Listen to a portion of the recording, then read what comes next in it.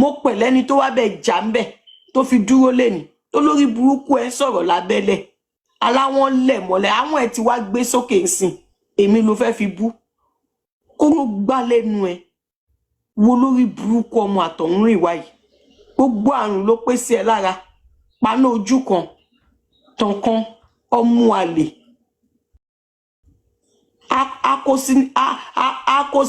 akósí tirikọ́tà ṣọ̀tá lòun múra a múra bí ẹni lọ sóde òde kù mọ̀ á lòun múra aláyé bàjẹ́ ọmọ àlè ọmọ ọ̀tá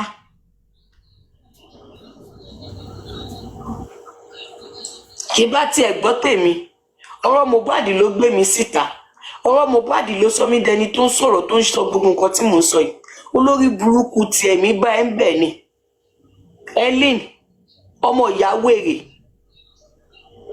aláyé bàjẹ́ èmi bá ẹ̀ di gbogbo yàmàyàmà yìí ni kò ní dá fábẹ́fẹ́ Abẹ́fẹ́ ọlọ́múrọ̀rọ̀ ọlọ́mú pàǹdọ̀rọ̀ ayé gbogbo yìí máa bàjẹ́ ni àti Bọ́sẹ̀ ìyá Mohbad àtẹ̀yìn àti Bọ́sẹ̀ ẹ máa ṣòfò papọ̀ ni Bọ́sẹ̀ abiagba tó pé rẹ̀ lábíamọ ẹ máa ṣòfò ni.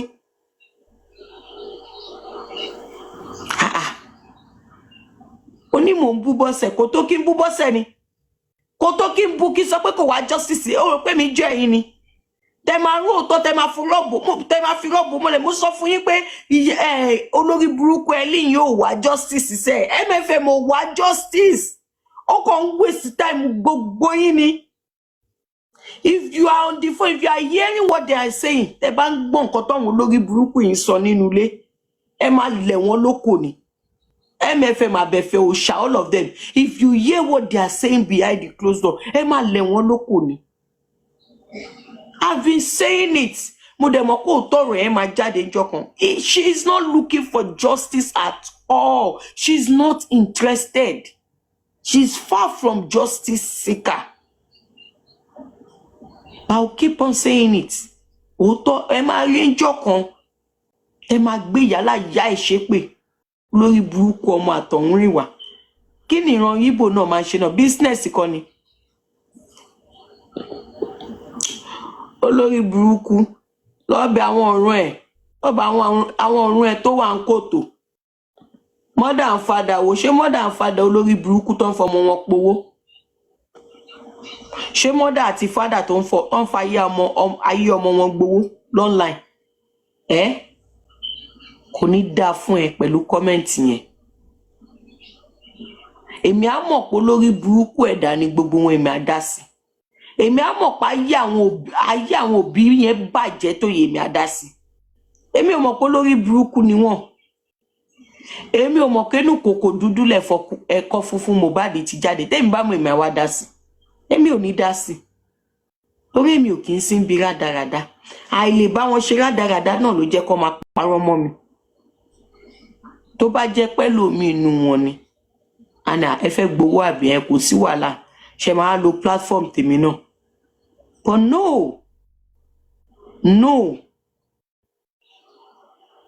àwọn kan máa dáwó ń jọ yẹn wọ́n máa dáwó kíngwá ìta máa dáwó yẹn ṣé àkáǹtì màmá ni ká dá sí àbá àkáǹtì àdúrà mo wò báyìí pé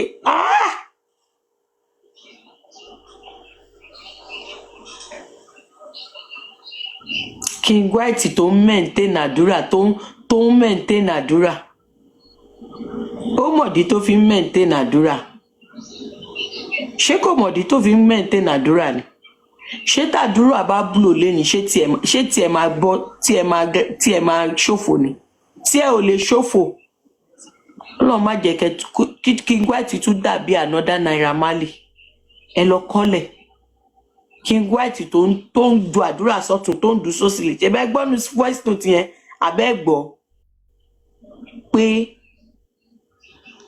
ó pè gan kó máa lọ sọ́dọ̀ bàbá ẹ̀ kó má ba yé àdúrà jẹ́ ìyá Mohbad ń gbọ́ sétí tó ń sọ pé kí King White má ba yé àdúrà jẹ́ ìyá Mohbad dẹ̀ sì fàdúrà lẹ́sìbẹ̀ náà àbí bẹ́ẹ̀ kọ́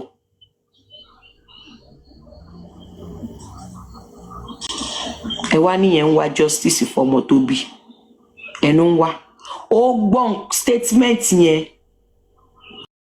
kò ro nǹkan tó ṣẹlẹ̀ sí ọkùnrin àkọ́kọ́ ó ń gbọ́rù statement yẹn kò mọ ọmọ yẹn kúrò mẹ́ all because of ìjẹkújẹ. She will be keeping her money despite all the money that she has. She will keep her own money and she will be collecting your own. Èèyàn tí ìyá Mohbad jẹ́ nìyẹn. Ó lólè, ó tún láhùn. Ó ní olè, ó tún ní ahun. Èèyàn tó jẹ́ nìyẹn. Ìyẹn ò tẹ̀ wá kàn mí o. The fact that she wasn't looking for justice. I was like, no. No, I can't be a part of this. I was like, ends off. Same thing with liars don't last. Liars don't last ni. Liars don't last. Oh, if liar don't last, Leo, Emma Bulaya don't ever feel like. Where is liars don't last today? Liars don't last have to back off. Also, when she found out that Mohbad wasn't looking for justice, she had to back out. Kó tó wá gbẹ̀yìn sọ́dọ̀ olórí burúkú paná ojú kan tọkàn yìí. Kó tó wá gbẹ̀yìn síbẹ̀. Kó tó wá ṣe kíni? Kó tó wá gbẹ̀yìn sọ́dọ̀ ìyá Mohbad, sọ́dọ̀ MFM.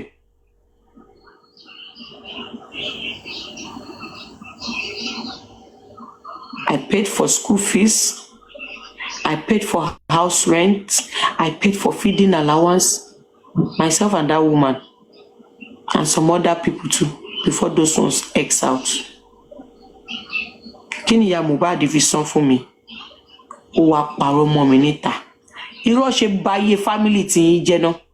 Ẹ̀gbọ́n parọ́ mọ́ mi, àbúrò náà parọ́ mọ́ mi. Mo wá pe Blessing pé kó wá jẹ́rìí mi. Ó wá ní mo ṣe pé Blessing. Ṣó lórí burúkú ara ẹni kí n wá pè ní àbí ṣé ìran ẹni kí n wá pè ní Ellen MFM. Ṣé olórí burúkú ara ẹni kí n wá pè ní àwò Ìbàdàn bí ẹni wọ̀yọ́ adẹ́tẹ̀ alárùn.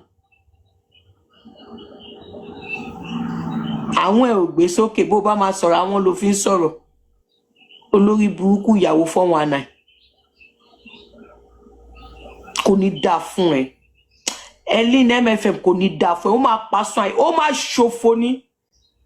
Mi ti sùn o. Mo jókòó mo ń retí ẹ. A ló máa lọ fàáfàá lẹ́ni. Èló mo ṣì play. Tí mo ń play lọ́wọ́ gan mi tí play ẹ̀ délẹ̀. Mo pọ̀ sí ẹ ni. Ó máa lọ fàáfàá gan. Fàáfàá. Gbogbo wa ló pé sí ìyá Mohbad lára. Ó tún fẹ́ wọ́. A sọ story bó ṣe fẹ́ wọ́. Mi ti débẹ̀. Lẹ́yìn ikú ọmọ ẹ̀ máa sọ. Wàá ló béèrè tó bẹ̀ bọ́sẹ̀. MFM tó MFM blogger ẹ̀ mo ti ń sọ ti pé MFM kọ́ FM mo ti pè lórí fóònù pé MFM gàlégàlé MFM ń pọ̀ jù. You did not do the right thing. Wàá ló béèrè tó bẹ̀. Wàá ló béèrè tó bẹ̀. With evidence. Wàá ló béèrè tó bẹ̀. Ẹ̀yin olórí burúkú ẹ̀dá yìí. Mo ṣì ń gbọ́ ẹ o. Mo ń gbọ́ ẹ. Kí ló dé tó ń play QH radio? Kí ló dé tó play mi mọ́? Kí ló dé tí o analyse mi mọ́? Dáná ogún fún mi yá. Lẹ́ni ni máa kọ́ fún ẹ. Èní ni máa kọ́ fún ẹ. Máa kọ́ fún ẹ lẹ́ni sẹ́. Lẹ́ni ni máa kọ́ fún ẹ. Olórí burúkú aláyé bàjẹ́. Olóṣì. Refugee. Èmi mo ní ká yí ẹ bàjẹ́ ni kí ló dé tí lára le tó yìí. Wọ́n fi rán mi sí ẹ tí mi ò fi jíṣẹ́ ni. Ellen refugee Canada. Olórí burúkú gbogbo ayé ń gba júlé wọlé. Ẹ̀kúlé lolórí burúkú gbà wọlé. Ọlọ́run yẹ tó ti kúrò l'Amẹ́ríkà kí Trump tó débẹ̀. Kò bá fẹ́ ẹrù ẹ ṣòkò sórí fẹ́ǹsì dànù ni. Mo lórí burúkú ẹ̀dá yìí. Kí ló dé tí lára tó yìí? Kí ló dé tó ń lára mi tó tó yìí? Èmi mo ní kó ṣorí burúkú ni, kó tí kékeré ṣorí burúkú ni. Aláyé bàjẹ́. Ọjọ́ kìíní àná tí ó bá ń ṣe mọ́mí òun air hostess lòun náà fẹ́ jẹ́ olórí burúkú, ìwọ tó mọ̀wé, ìwọ tọ́pọlọ ẹ ti kú. Ẹlí ní MFM tọ́pọlọ ẹ ti kú, tọ́pọlọ ẹ tó kú tó dàbí orí ẹja àtókò. Olórí burúkú ọlọ́pọlọ bí ẹja àtókò. Kò ní dá fún ẹ bó ṣe ṣe ṣó yẹn fún mi mọ́. Bí o ṣe drag mi mọ́ MFM kò ní dá fún ẹ. Èmi á dákẹ́ fún ẹ. Wo o máa pa sún ayé ni, màá dákẹ́ fún ẹ. Kò ní ragbá fún ẹ, kò ní ragbá fún Bọ́sẹ̀. Ayé Bọ́sẹ̀ ló máa bàjẹ́ sí mi lọ́wọ́. Ṣé mo kọ́ ayé tiẹ̀ ti bàjẹ́ tẹ́lẹ̀? Ayé Bọ́sẹ̀ ló máa bàjẹ́ sí mi lọ́wọ́. Olè olójú kòkòrò.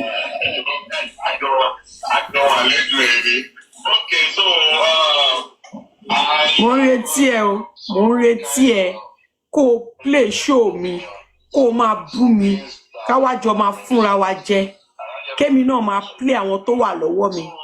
Mo ń retí ẹ tó bá play yẹn tó kó padà sórí ọ̀rọ̀ mi, kò ní dá fún ẹ. Kí ló ṣẹlẹ̀ gangan náà? Kí ló ṣẹlẹ̀? Tẹ́ ń bá mọ̀ pé lórí burúkú lẹ́bí ọkọ àtẹ̀bí ìyàwó, mi ní dá sí. Mi ní dá sí. Gbogbo yín ṣe wá yọ lórí burúkú báyìí náà, kò sí tó gbádùn ní gbogbo yín. Owó ṣe báyé yín jẹ́ báyìí náà, kí ló tó wó jàrá bá orí yín báyìí náà? Kí ló táyé yín bàjẹ́ báyìí náà?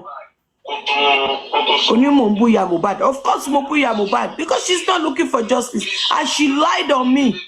She lied on me publicly on a platform with over 1,000 viewers. That is where she came out and lied on me. She even brought Adura out to come and lie on me. Please, can I ask you a question? She brought Adura out to come and lie on me. Ask me, please. You want to come up or you want to ask me? Ask me question. Mo wà ń bí fún ẹ. Fún ẹ mo wà ń bí. Kò ní dá fún ẹ.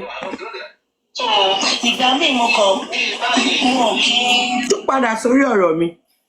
Ó máa lọ fàáfàá láàárọ̀ yìí. Oorun yẹn ni mi ní sùn. Mi ní sùn oorun yẹn léni. Ó máa lọ fàáfàá. Ask me the question, please. Ẹni tí ò tó ní náà kò lè máa dènà mọ́ ni. Láyé ẹni ni máa kọ́ fún ẹ. Máa kọ́ fún ẹ. Olórí burúkú aláyé bàjẹ́. Ó ṣe ṣó fún mi mọ́ ni. Kí ló yẹ tó ṣe ṣó yẹn fún mi mọ́? Kí ló yẹ tó pause? Kí ló yẹ tó pause tó ṣe ṣó fún mi mọ́? Yeah, good morning, I greet you. Lórí burúkú ẹ̀dá. Àjókòó jẹ́jẹ́ mi, wàá máa bú mi, wàá máa fi mí wọ́ọ̀ṣì máàtù, wàá máa fi mí wọ́ọ̀ṣì máàtù, wọ́n máa ju láyàn fún ẹ. Wàá rò pé bọ̀rọ̀ sọ, olórí burúkú oníṣẹ̀ṣó tún ti búrókì ni. Oṣù tí ń parí ẹ fẹ́ sanwó ilé àbí? Ó ti búrókì, kò sówó lọ́wọ́ ẹ, o tún fẹ́ fi mí gba láyàn. Ṣo fẹ́ fi mí gba láyàn ni? Wèrè, olè, oníṣẹ̀, aláyé bàjẹ́, ekúlujú, paná ojú kan tọ̀kan, olójú kan àbọ̀, aláàbọ̀ ara, ó ti kékeré ya aláàbọ̀ ara kalẹ̀. Ọmọ àlè. Kò ní dá fún ìyá tó bí ẹ, ìyá ẹ kò ní dá fún ẹ lé. Mo lórí burúkú ọmọ iṣẹ́ tán yìnbọn pẹ̀gbọ́n ẹ̀ táwọn kọ́tìsì yìnbọn pẹ̀gbọ́n ẹ̀. That's why I get my daughter for you. Oh, peace, love, goodness. O fẹ́ wá fún mi. Ó mọ nǹkan tèmi ní lọ́wọ́. Ṣé o mọ nǹkan tí mo ní lọ́wọ́? Olóhùn gbèjà ya Mohbad, òun gbèjà ya Mohbad. Ṣé o mọ nǹkan tèmi ní lọ́wọ́ tèmi máa fi bá wà àti ya Mohbad tó ń gbèjà yẹn? Ṣé o mọ nǹkan tí mo ní lọ́wọ́ tí mo máa fi bá yín jà? Ṣé o mọ ni? Ó mọ nǹkan tí mo ní lọ́wọ́ tí mo máa fi bá yín jà. Torí mo ti rí ọ̀rọ̀ social media, mo ti pé olórí burúkú ló pọ̀ jù nù yín. Olórí burúkú ló pọ̀ jù nù yín. Kí ni fọ́ọ̀tì mi bẹ̀? Ẹ má fọmọ yìí gbowó. Ẹ má fọmọ yìí gbowó. Of course, I came out that I was typing profusely in comment section on King White's show. I was typing. Ẹ má fọmọ yìí gbowó. Typing mi ló jẹ́ kí King White pa show ńjọ́ yẹn. Tẹ́yìn èèyàn bá rántí dáadáa. Because I was typing back to back. I did not stop. Typing mi tí mò ń type, òun ló jẹ́ kó pa life. He couldn't stand it anymore. He had to end that life and went to MFM. Ó sá lọ olórí burúkú MFM yìí ló sá lọ bá ń jọ yẹn. Tó sá lọ bá MFM. Mo tún lọ bá lọ́dọ̀ MFM. Ẹ má fọmọ yìí gbowó. Ẹ má fi Mohbad gbowó. Tí bá ti jọ sọ́nu lé pé kẹ́ má wá gbowó kò ní ìdòwó. Whereas àdúrà ò dẹ̀ ní ìdòwó. Ó yá court case wo làdúrà ti lọ. Látijọ́ tí King White ti wá gbowó ta. Ó yá ẹjọ́ wo làdúrà ti kó sí. Ẹ ti lọ pàdé àdúrà ń kòrónà. Abẹ́ ti lọ pàdé ẹ̀ ní kóòtù kan. Wọ́n ti charge àdúrà lẹ́yìn tẹ́ dáwó fún King White tán. Ẹ̀yin kàyé. Just because you all hated me. You can't wait to see any negativity about me. You will believe it. Any negativity you see about me, you will believe it.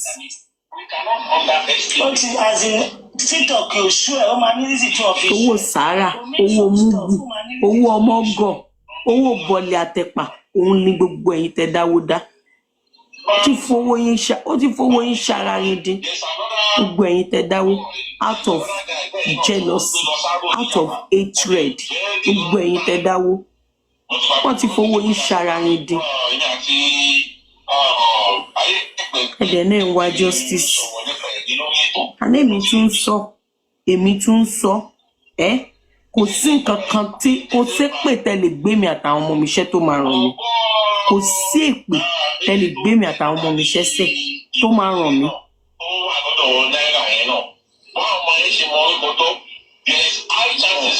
Because every angle tí n bá ti rí pé àbòsí fẹ́ yọ sọ́mọ yìí, wọ́n fẹ́ borúkọ ọmọ yìí jẹ́, wọ́n fẹ́ fọmọ yìí gbowó. The same way. Why are you guys biased? Why are you biased? If I can come out and say Yomi is lying, 3 seconds video yẹn irọ́ ni. The same way tí mo sọ pé Yomi ń parọ́ fẹ́ fi gbowó ni. That same way náà ni mo ṣe tackle King White pé no. Wasn't I close to King White? I was close to him, but I said no.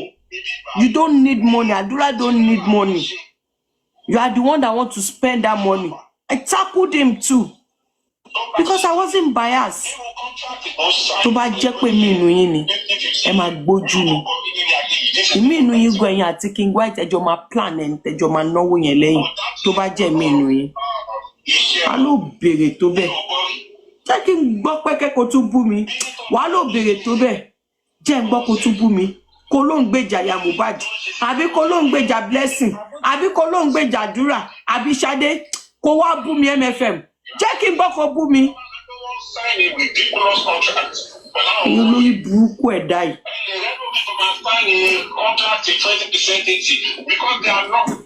You have a talent, but kò séyàn tó mú ẹ, nobody knows you.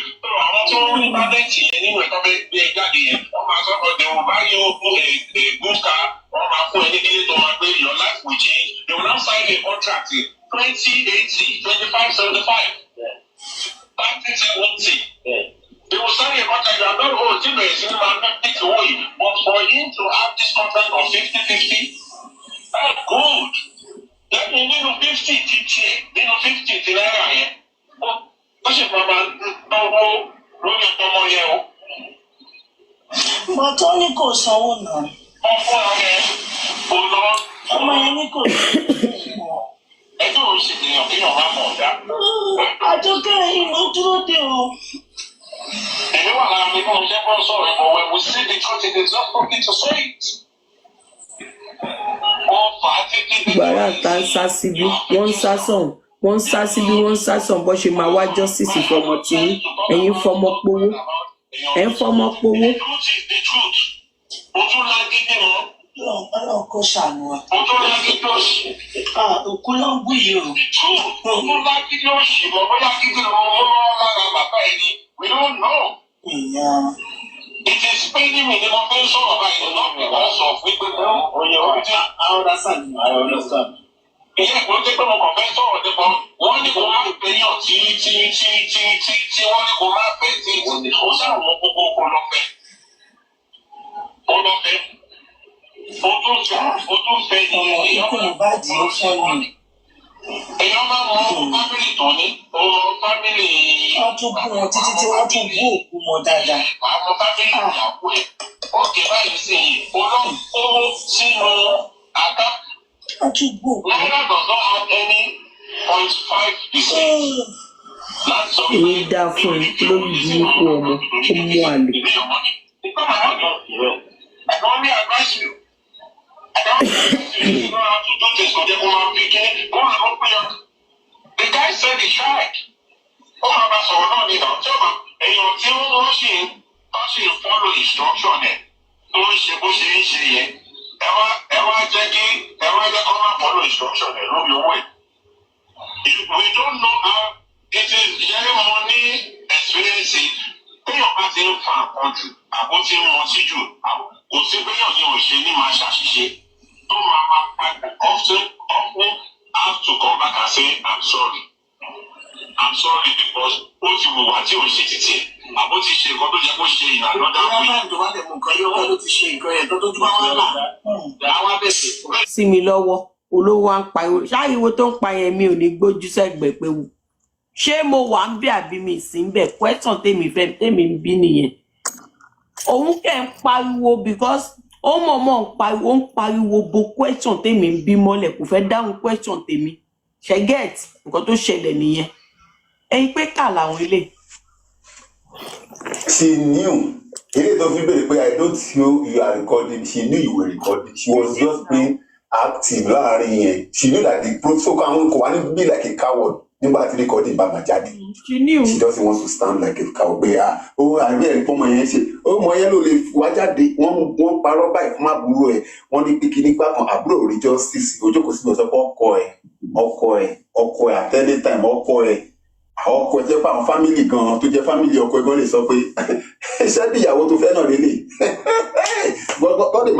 tọ́lẹ̀ sáré bẹ́ẹ̀ pàtẹ́wọ́ mẹ́ta fọwọ́ ẹ lásán bẹ́ẹ̀ pé ọmọ àlèrú wọn wà ọkọ ẹ ló sọ pé nítorí kó má wà justice fa burú ẹ àbí àbọ̀ tó bá kọ sí fámìlì ti ṣe gan tó já burú ẹ tó kù yìí gan làwọn fámìlì ọkọ ẹ gan máa fi mọ̀ pé yes o strong definitely ìyàwó ni ẹ sọmọ àwọn you are acting cowardly. Softly, so everything about the so called now, do you think your family is, this is on record already?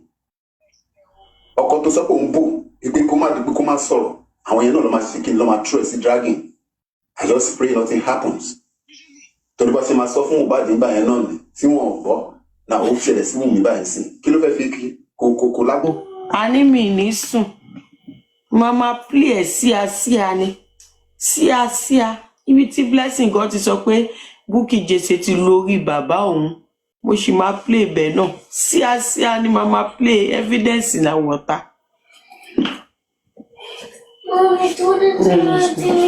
Mo fún ẹ nọ́mbà tí ìyá Mohbad fi wá sọ̀rọ̀ lórí iṣu ẹ̀ for the first time orí ẹ̀ dàrú ẹni rí nǹkan rí lọ́jà tó fẹ́ kú nítorí ẹ̀ ọwọ́ àwọn tó ti bọ́ sọnù nǹkan. Kò dẹ̀ bọ́ sọnù lọ́wọ́ àwa kò bọ́ sọnù àwa lọ sọ pé good riddance to bad rubbish good riddance to bad rubbish.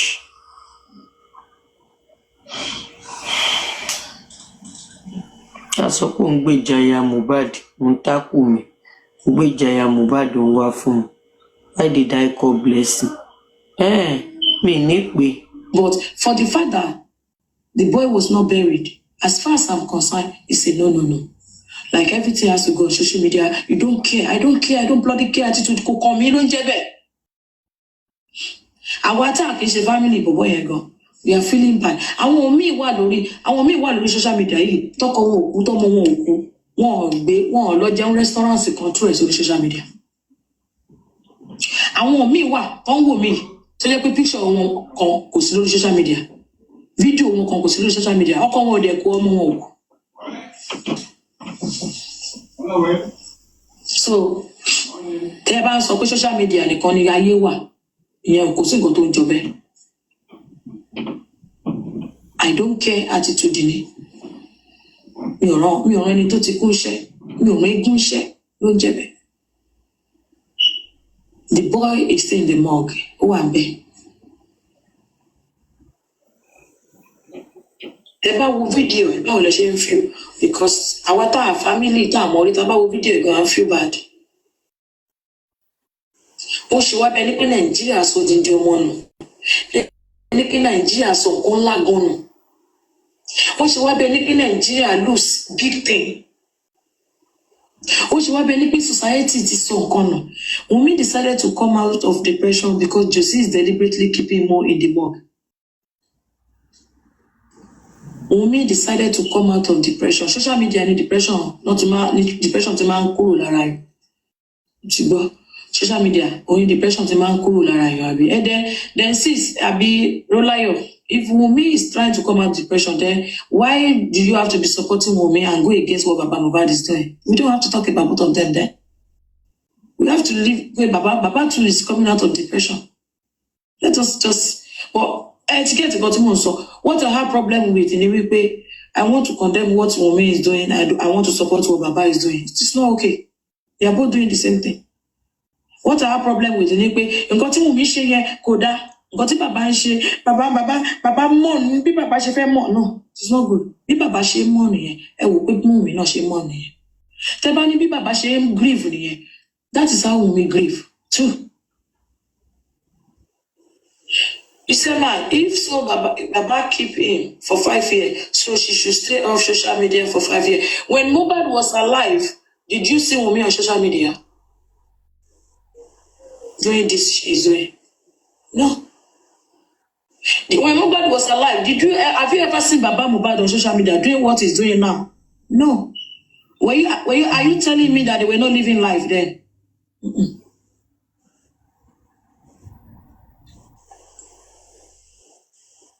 No. And again, before the corona ended, Baba did not have access to Baba only see Mohbad. Mohbad body was government property during the investigation. Baba Mohbad should go and beg. Baba Mohbad could not bury Mohbad. No. Until corona they could not. Investigation, Mohbad body was government property. Be law Baba Mohbad pe ṣé wọ́n ti lọ rí Mohbad rí ṣé Baba Mohbad lè mú nǹkan tí Baba Mohbad bá bọ́ staff mi tó bá ní àwọn ṣe DNA pẹ̀lú Mohbad irọ́ ló ń jẹ́ bẹ́ẹ̀ irọ́ funfun. No, none of them could take anything from Mohbad. None of them, because it was government property. Exhibit in Mohbad.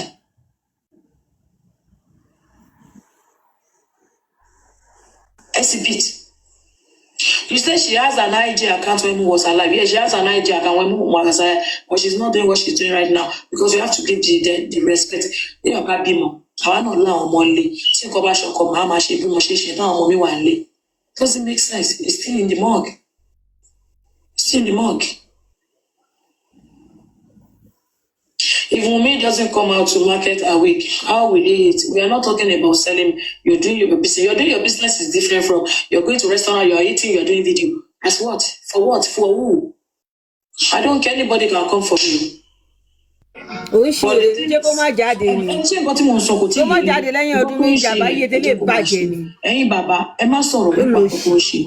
Ẹ̀yin Wunmi, ẹ̀yin tí Wunmi, ẹ má sọ̀rọ̀ nípa nǹkan tí bàbá náà ṣe. But because mo rí pé ẹ̀yin tẹ́ ẹ̀ support Wunmi, bàbá yẹn lẹ máa bínú tí bàbá yẹn bá wo shoe ẹ máa analyze shoe ẹ̀. Kí ló dé tó wọ bàtà? Kí ló tí bàbá dá irun? Kí ló tẹ̀ ń ṣe bẹ́ẹ̀? Ṣé bàbá ò gbọ́dọ̀ dá irun tí Wunmi dẹ̀ gbọ́dọ̀ ṣe irun? It's not good like that. It is not good. Let us ignore. Baba too is an adult. Let Baba do what he's doing. How many low men say they are doing wrong?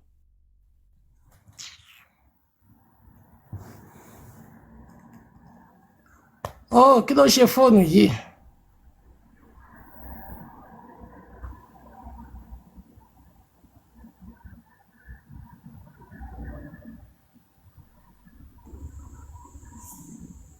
Mo ń bọ̀ fún gbogbo wọn all together. All right, Levons. All right, just set. So, ṣé kí n bẹ̀rẹ̀? Níbo ló wà gan? Mo pẹ́ lè sọ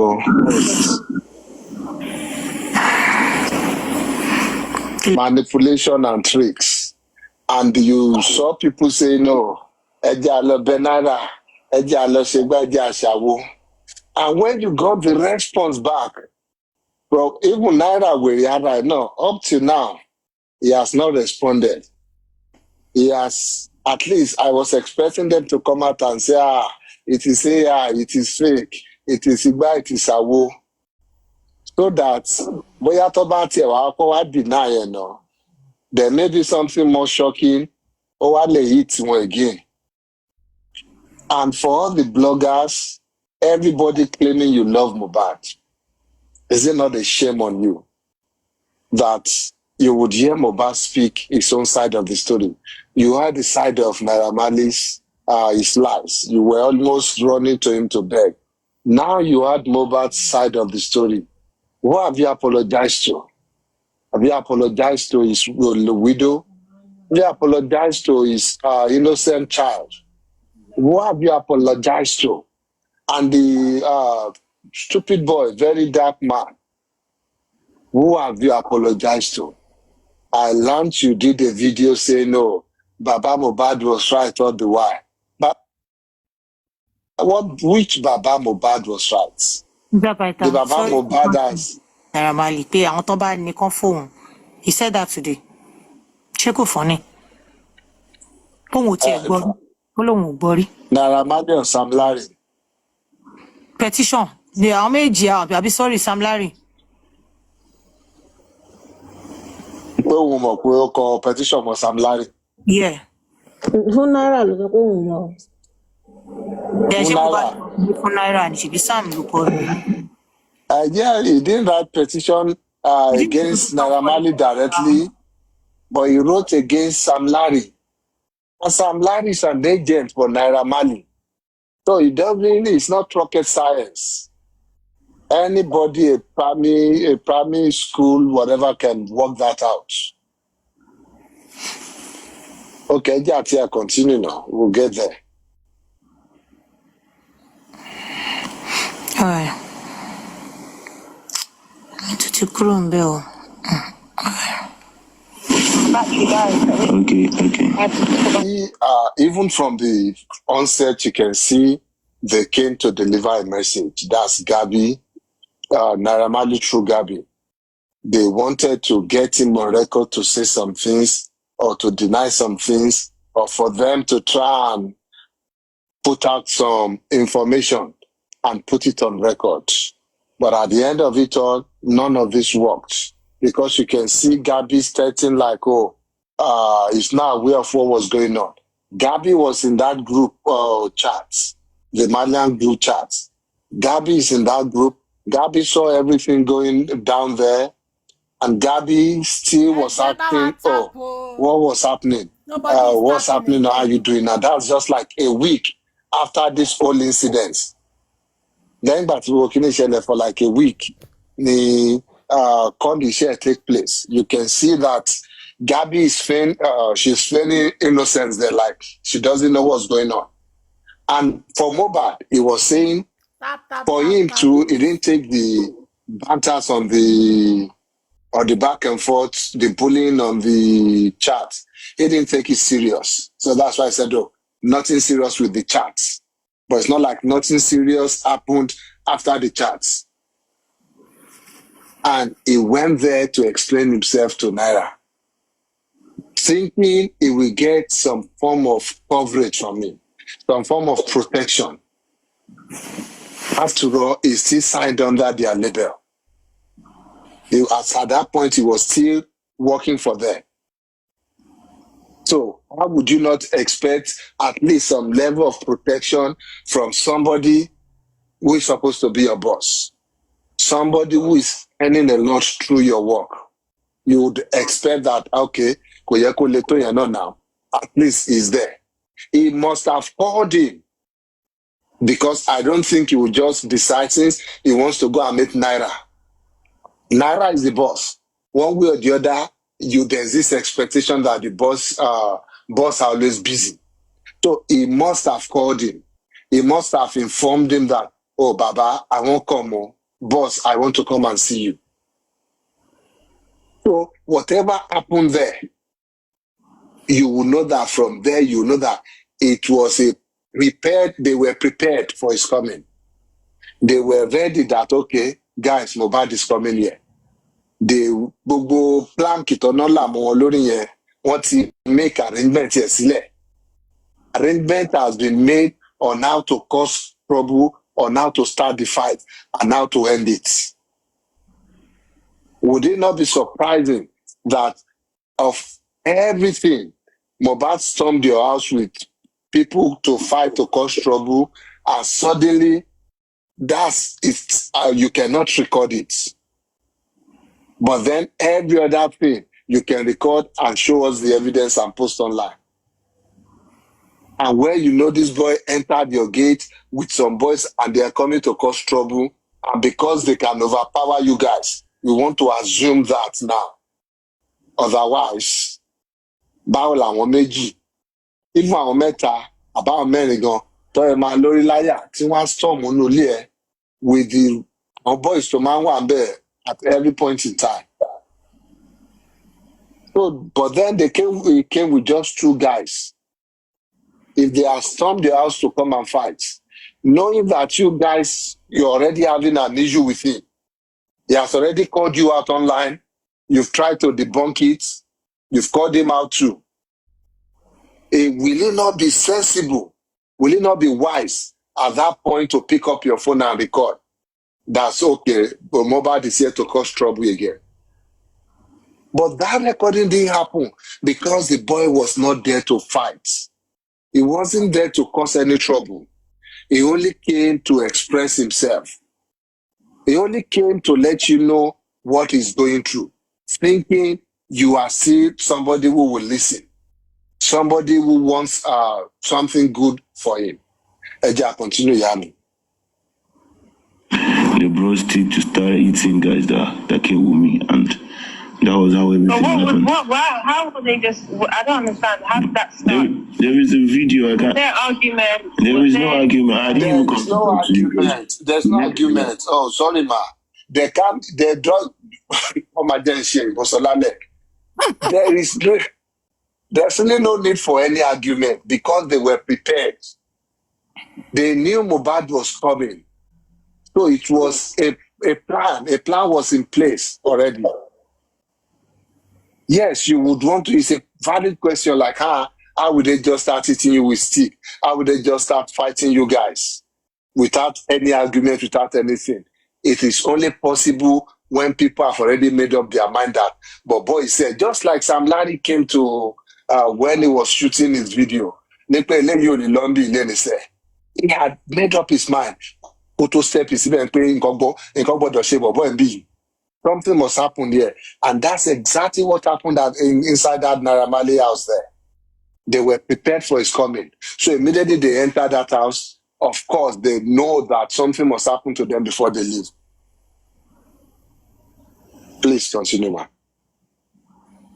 The reason I want to talk to you is never sure you get.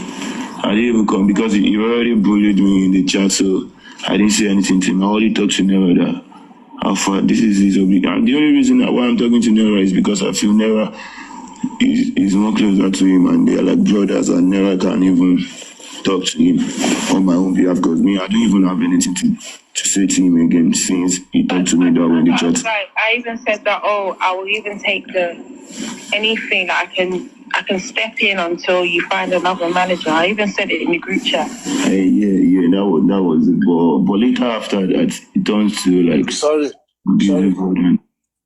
In case people don't know what relationship exists between the artist and the manager, after doing their shows, maybe after they've arranged for a show and all that, and the record label takes away their money, from Mohbad's share of the money, they do 50-50.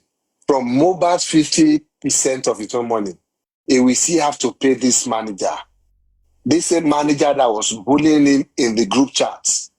Mohbad will still have to pay him from his own pockets. It's more like Mohbad employed him. But then, because he's Naira Marley's relative, he got some kind of status that Mohbad cannot control him, even though he was supposed to be working for Mohbad, because Mohbad is the one paying him.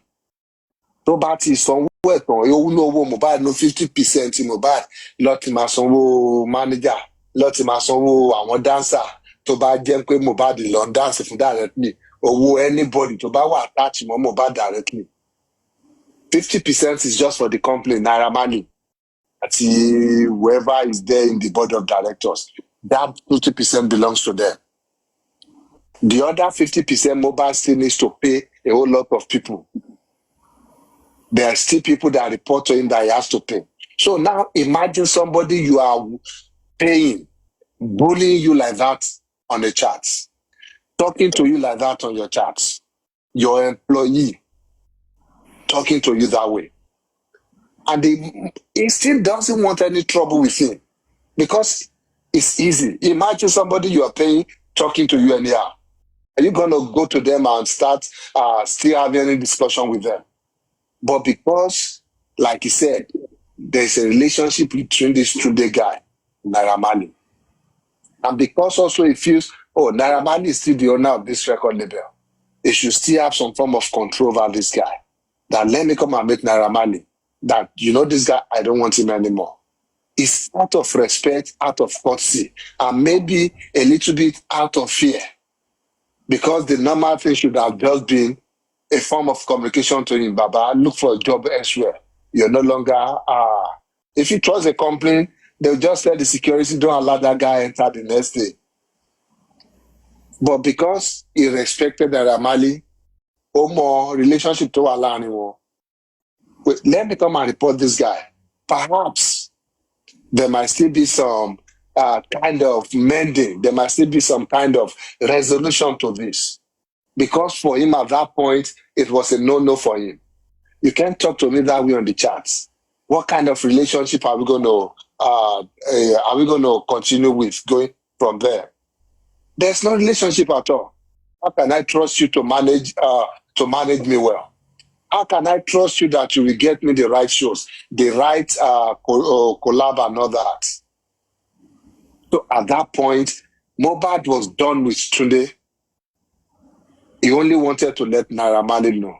And you will even hear from Gabby that Gabby was even trying to step in that, you know what, I can manage you in the interim. Don't worry, since you've made up your mind, let me do the job in the interim. But then he still wanted to, you know what, let Naira know. Okay, Naira, I'm coming. But unfortunately for him, for Mohbad, Naira told his voice already, and they were waiting for him. I continue, Yami. I know, so I was not good with that, so I went to Naira to explain, but the things that happened after explaining to him was not even okay to me. So, and I left. I have to go to the hospital to treat myself. So that's better. Oh, wow. So, like, I'm just trying to understand because obviously there's just so much going on. Like, I'm seeing stuff online, and obviously, you already know, like, me and you, we talk. I always check on you.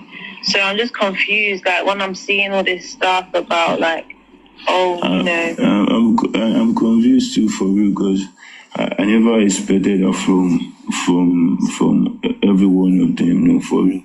I have videos where the naked one of my friends. You don't understand. I don't know. Hold on, ma. Hello, ma. Sorry. It was not just because you can hear from Mohbad's voice.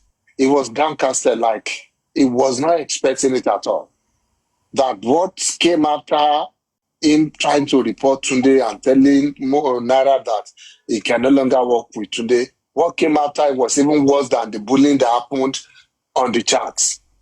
That apart from him going to the hospital to treat himself, that even there, they had to strip one of his boys naked there.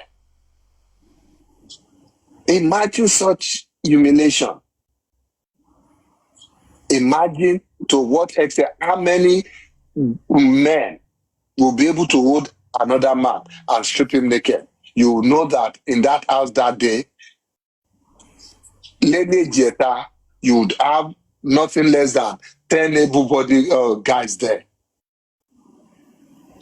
Laying seat, waiting for Mohbad to come in. He was probably lucky he came in with 2 people.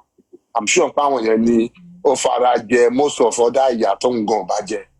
Otherwise, Kanipo Nikon lo dawa ni. Boya lo ti e ma pada gan lojo yen. So, Gabby has said, "Oh, Mogbon got to shele."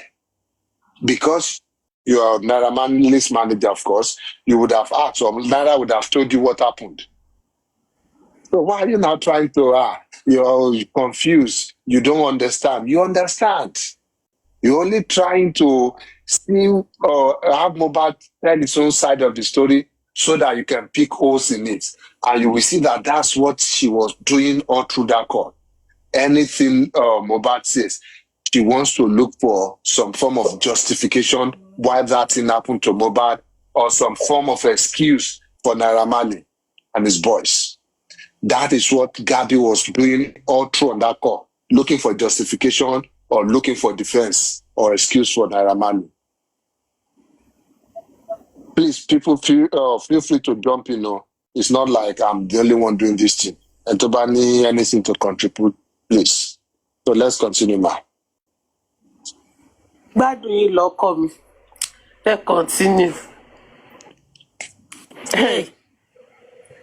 Ṣé ti sùn abẹ́ ti jí tó ní láti gbóhùn wọn sí ẹ máa fi sùn.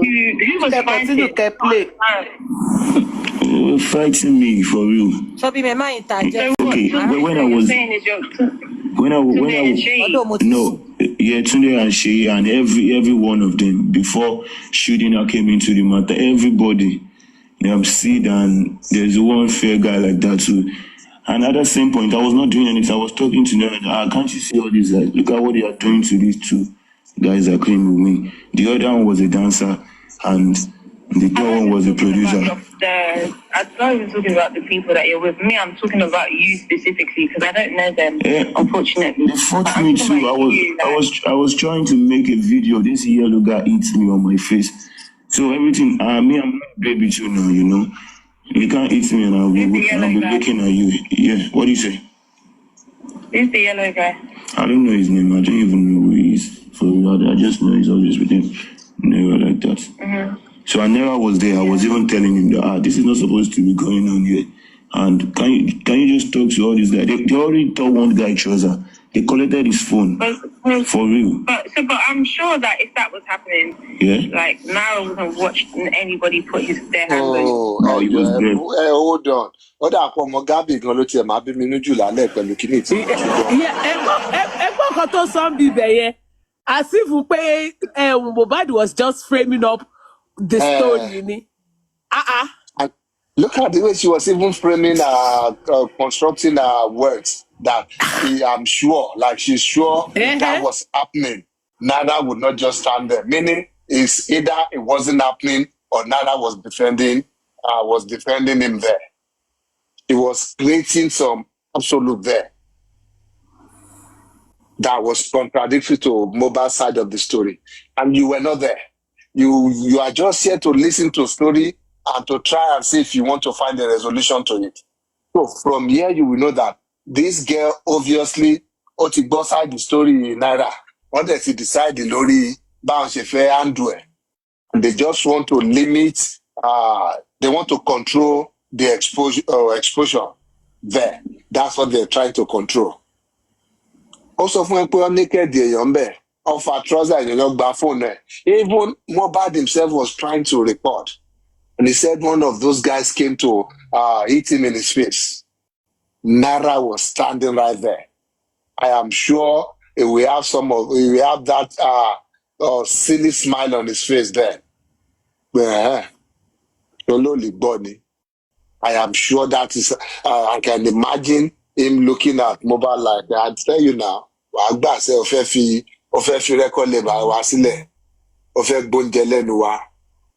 he was right there. What he mentioned, okay, 10 guys should be in that house that day.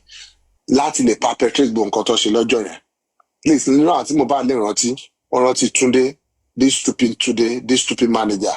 Ṣódì wà ń bẹ̀, Oníṣèyí wà ń bẹ̀, Yellow guy yẹn wà ń bẹ̀, Only she see àbí sí black àbí ọ̀kan bẹ́ẹ̀ náà ìyẹn náà wà bẹ́ẹ̀ small ó tún wá ní àtàwọn yes àtàwọn tó ṣe signing àwọn tó ṣe nǹkan bọ́ ń fagbó lọ́wọ́ gbogbo àwọn yẹn náà. Just imagine that level of wickedness just because somebody came in a gentleman's approach to tell you their displeasure. But then, what did you meet them with? Violence. Violence, and you came out telling us a completely... Moderator ìjọ o, àwọn virus ti wọlé o, inú ti ń bí wọn. Ẹ bá wa delete ẹ o. Ẹ bá wa delete ó ti tẹ̀ pọ̀. Any moderator there? Ẹ bá wa delete àwọn virus yìí o. A different story. That Mohbad came with some boys to come and fight you. So you didn't even tell us the full gist. Let's agree he came with some boys to come and fight you. So how did it now end? Did they now come to fight you? Did they win you? Tell us how many of your guys were hospitalized after that day. Where is the evidence to all this? We saw Mohbad's body. We saw his own evidence. Evidence is already. Since we are showing evidence, if you can sit down for 1 hour plus showing us this documentary with different types of screenshots, different types of edited WhatsApp chats, how difficult will it be for you to show us the evidence of the boys that sustained injury while Mohbad came with his boys to fight you? These are the questions people should be asking him. You cannot just give us evidence in one case and conveniently forget to give us evidence in other cases. You just tell us that story and you expect us to believe it. I continue, Yami. There for you, man. I was even surprised. He was there for you, for you. Are you sure you did it? Like, because from obviously there's different. Are you sure? It's very hard for me to. It's very hard. It's very hard. It will be very hard for you to believe.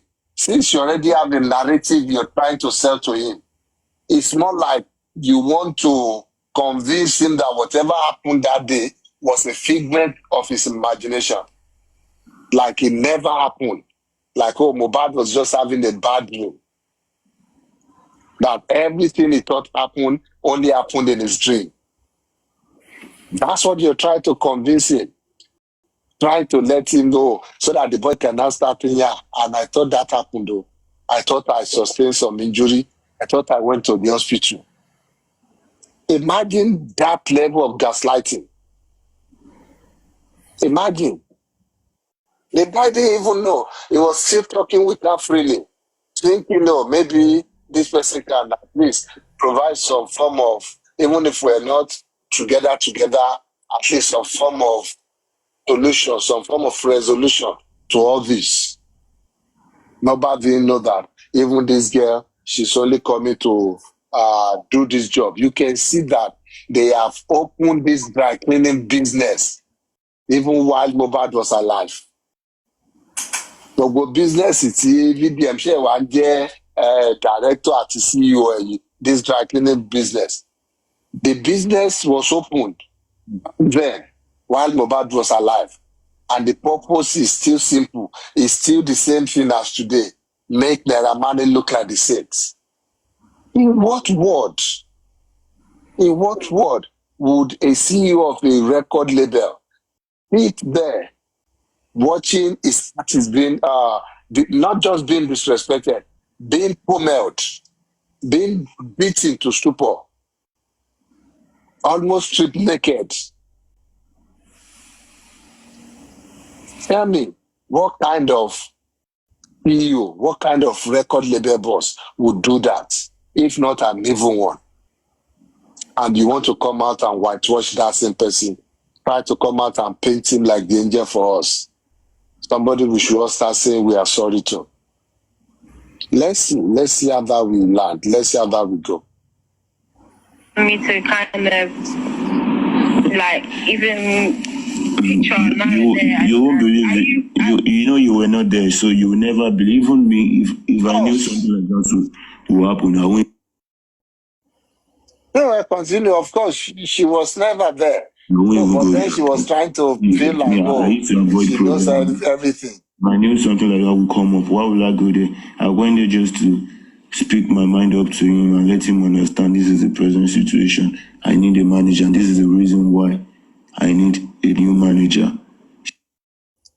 You don't even need to explain that. That should have been clear. In fact, if Naira Marley was a serious person, if Naira Marley was not an evil person, if Naira Marley was somebody who takes their job serious, their job that they're supposed to be doing, I don't mean any other dirty job they might be doing, the music job, you will not sit in a WhatsApp group chat and see a manager disrespect your artist that way. That is the artist bringing you income, not the manager. The artist is the one doing the job. Exactly. You will not sit in that WhatsApp group and watch the manager disrespect and bully your artist that way. And you will not even say anything or reprimand that manager that, no, don't do that here. And Mohbad was still peaceful with all that. No, your artists are the one that they invest their time, their what is it called, talent to even help your own music career because you have and make you money. Exactly. Let's imagine someone that Mohbad is paying. Ó tún ná lórí owó ẹ̀, òun ló ń sanwó Túndé náà. Now. Ó tún ná lórí owó ẹ̀. Ìyá ló máa sọ pé èèyàn gba ọ̀gá ìṣiṣẹ́. Nínú interview Naira Marley náà, ó ka side ibẹ̀ yẹn jáde. Ó ní truly you are the one paying today. Ó lóun sọ pé Túndé is wrong, kò yẹ kó rude sí ẹ torí wọ́n ló ń sanwó ẹ̀. Naira Marley said that in his 2 hours interview. Ń pé tòótọ́ ó ní Mohbad ní right. Ń pé because òun ló ń sanwó Túndé. It's just crazy. It's crazy. You can't do that in any setting, not just corporate world. Any setting. Tó bá jẹ́ ní orí street náà ni ọmọ tó ń fún ló wá sọ̀rọ̀ sí ẹbẹ̀ yẹn wà ní káà boys lù náà. Bó jẹ́ corporate setting ni is grounds for summary dismissal. Lẹ́sẹ̀kẹsẹ̀ wà ní káà security wá gbé jáde. Kò tún fẹsẹ̀ tẹ company yẹn mọ́. But then because ó ní bàbá ń gbẹ́jọ́, ó ní Naira Marley ń bẹ̀. So tell me, even without us knowing pé cousin ni Naira Marley àti Túndé, tell me how can you sell that to anybody pé there is nothing deeper láàrin àwọn méjèèjì yẹn?